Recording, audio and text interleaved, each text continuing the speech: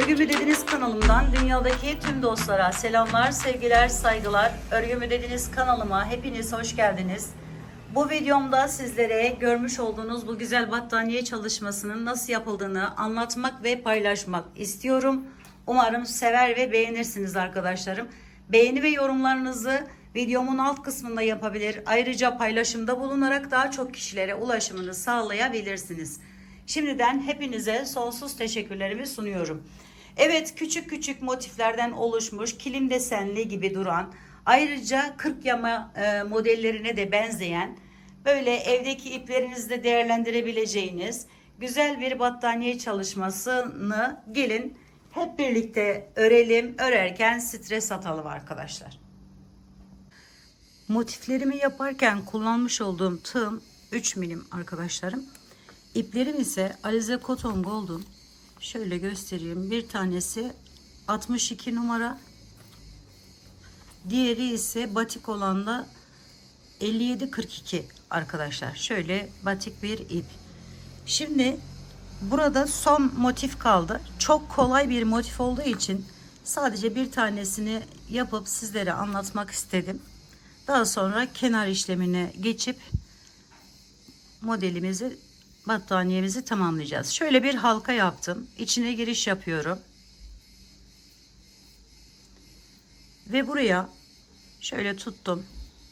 1, 2, 3 tane zincir çekiyorum. Üzerine bir alıp hemen yanına 3 tane ikili trabzan yapıyorum. 1, 2 ve 3. Daha sonra araya 3 tane zincir çekiyorum. 1, 2, 3. Sonra üzerine bir alıp yanına 4 tane ikili trabzan yapıyorum. 1, 2, 3 ve 4. Sonra 3 zincir. Sonra tekrar 4 tane ikili trabzan yaparak devam ediyorum.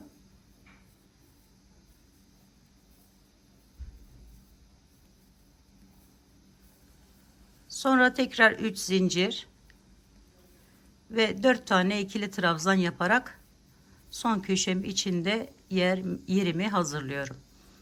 2, 3 ve 4. Şimdi buraya geldiğimizde arkadaşlar üzerine bir alıyorum. Şöyle iyice bunu sıkılaştırıyorum. Bakın hiç bu orta yerlerinde şöyle boşluk kalmayacak şekilde. Daha sonra üzerine bir aldım. Ve şu zincirimin hemen üst yerinden girişimi yapıyorum. Bunu da bu şekilde getiriyorum aşağıdan tutunmak amaçlı. Şöyle bir tanesini yarım trabzan çektikten sonra şu fazla ipi şu arada şöyle yok ediyoruz. Daha sonra uğraşmamak için. Şöyle yaptık. Sonra 1, 2, 3 tane zincir çekiyorum. Şöyle tuttum bunu da. Üzerine bir aldım arkadaşlarım. Ve yanına yine 3 tane ikili trabzan yaparak devam ediyorum. 1, 2 ve 3. Şu fazla ipimi kesiyorum.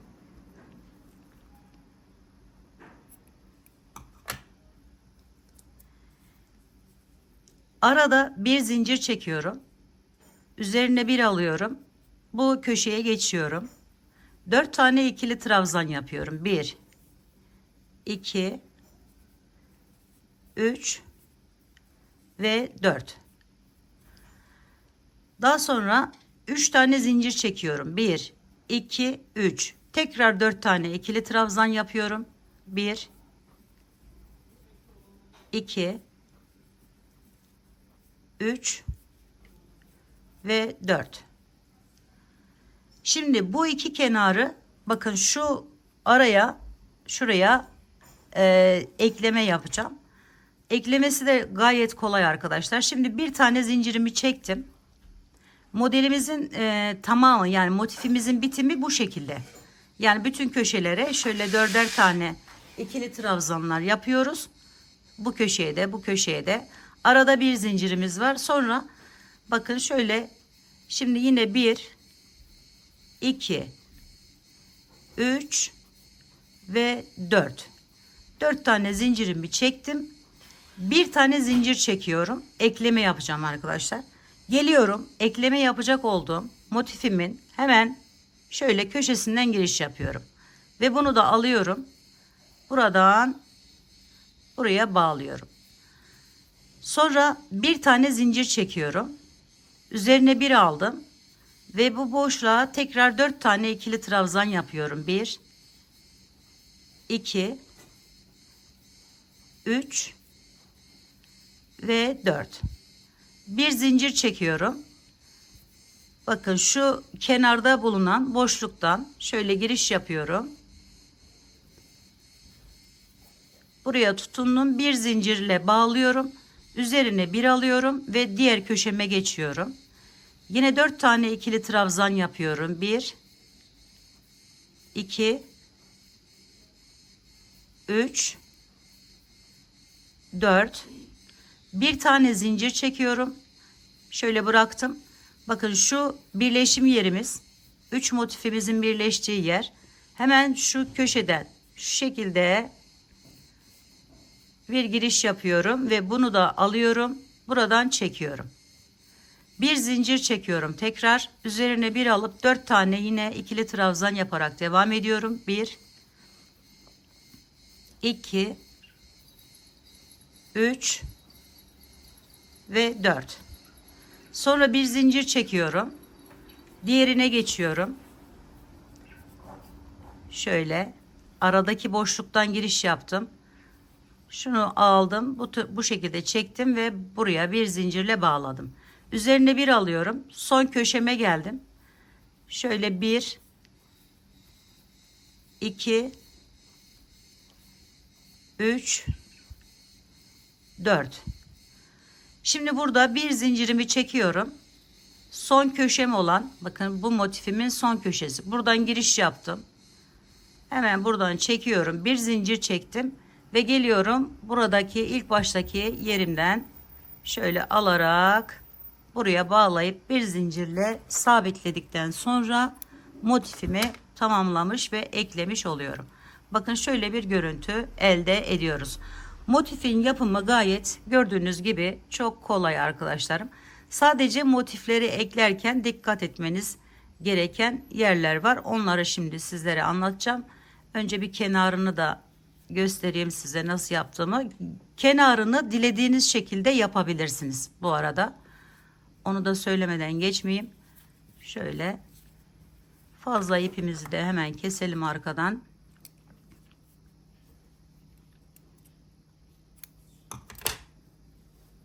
Evet. Bakın şöyle motifi eklemiş olduk.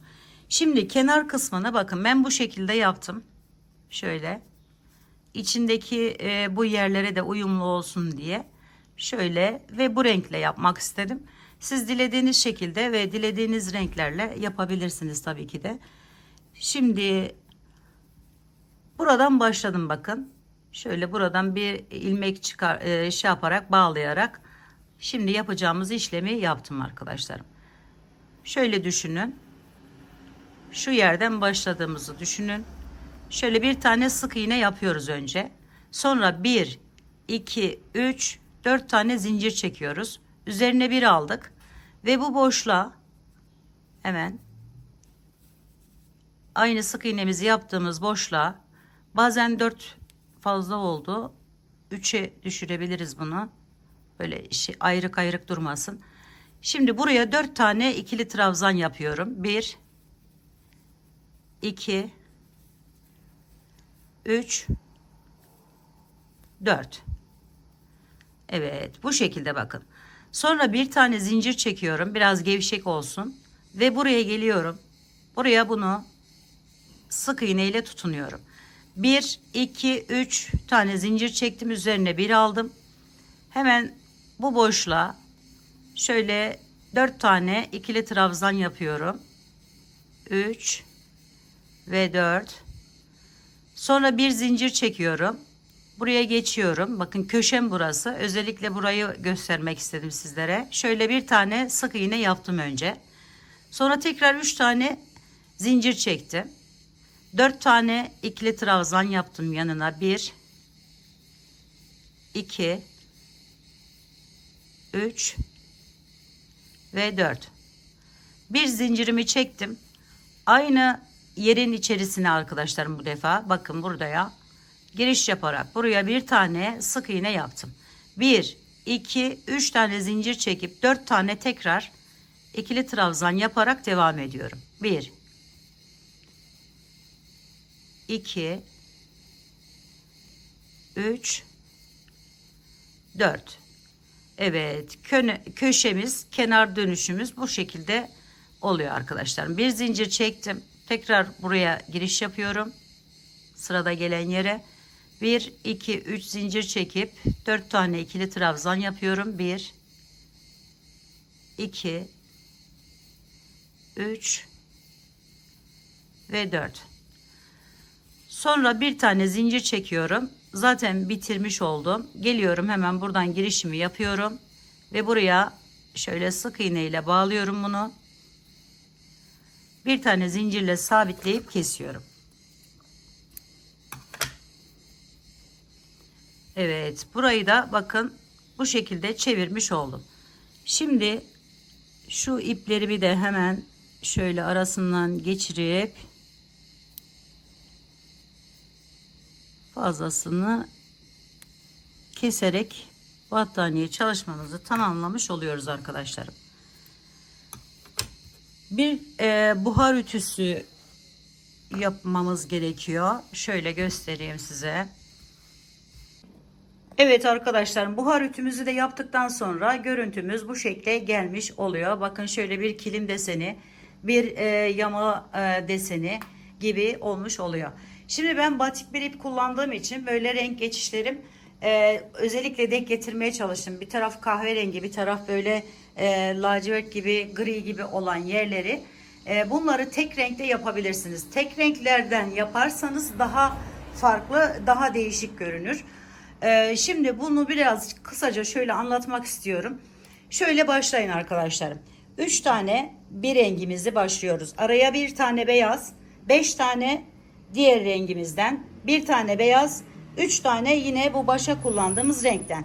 Yani tek renk olarak da devam edebilirsiniz. Bunu tekrar söylemek istiyorum. 3 tane bu renkten. Daha sonra bu alt tabanı kurduk arkadaşlarım. Öyle düşünün. Şimdi bu 5'i üzerine 3 tane bunu yapın. Bu çok kolay bir yöntem oluyor. Daha sonra bir tane de bu üstüne yapın. Bu şeyi baklava dilimi gibi olan yeri kapatmış olun. Yani bitirmiş olun bu renkle olan işinizi. Daha sonra bu renge geçin. Altını bir sıra yaptık arkadaşlar, öyle düşünün. 2 tane bu üçün üzerine 2 tane, bir tane buradan kaydırarak 2 tane buraya, bir tane de bu kenara yaptık. Burayı da tamamladık bu rengimizle. Aynı şekilde burayı da bakın 3 tane yaptık, 2 1'e düşürdük.